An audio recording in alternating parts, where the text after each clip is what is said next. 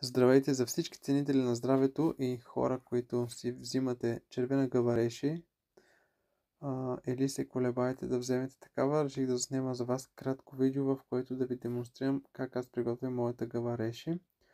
Като за начало затоплям първа кана с гореща вода на 90 градуса. Слагам първата гъбка да се вари 20 минути. Водата, която е отделила, я прибирам в отделен съд.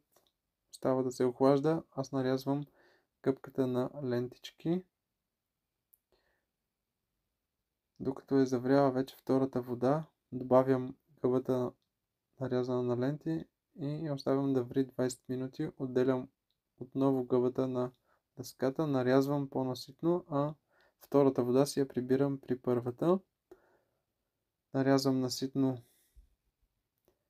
гъбата и подготвям за третото варене 20 минути. Изсипвам отново в тенжерата. Оставяме да поври 20 минути и пуска последните си полезни вещества. Всичко това сипвам в бутилки и прибирам в хладилника. Докато все още има топла напитка, се възползвам да се почерпим с по една чаша.